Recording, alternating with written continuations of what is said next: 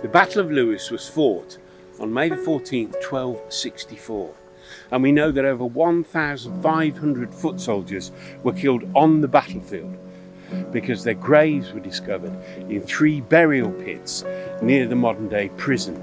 There are also reports of hundreds more being cut down as they fled the battlefield over the downs and across the River Lewes. Let's find out how these men fought and how they were killed.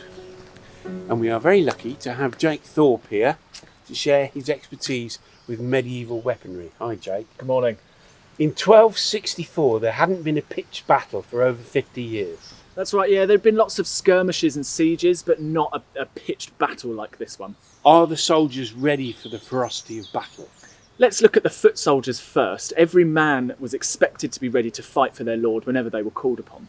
And he brought his own weapons. They did, so a lot of people would use agricultural tools they had lying around, very much like this billhook here.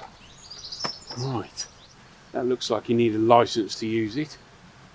How do you use it? In many different ways. So you've got this very long blade here which can be used for slashing and cutting, and then the handy spearhead on the top for jabbing, and then you've got this very useful hook here that you can use to pull knights down off of their horses and onto the floor. That is multi-purpose and brutal. It is, but not very useful if the knight that you've just pulled off of his horse stands up to fight you. So you then pull your second weapon, which would be a little sword or a long dagger if you could afford one. Any PPE? Yeah, so a wealthier peasant was obliged to have a metal cap very much like this one, or at least a padded jacket or a gambeson, which would have offered you some kind of body protection, but a blow from a large sword would have at least finished you off. And what about the knights? So knights would have worn something called a hauberk, which is a long-sleeved and hooded chainmail suit, which would have come with matching leggings as well. No plate armour? Not so much, no. They would have worn a very heavy helmet like this one. Right. 7 1/4, please. Yes, that's very heavy. And I can't see much. Exactly, which is why most knights didn't fight with the great helm. They would have just fought with their hauberk and the metal cap so that they could at least see what they were doing in battle. Right, I'll go along with that. So no plate armour.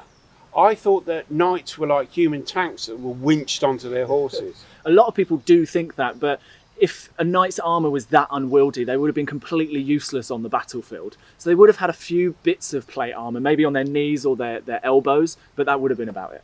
And what about their weapons? So most certainly a lance like this one here. The objective of a mounted knight is to charge at your opposition and try and knock them from their horses. But your sword at that point would have stayed in something called a baldric like this at your side. It's a cunning plan. But in the heat of battle, that's when a knight would then draw their sword. Right. Yours is bigger than mine. Yeah, it was bad luck.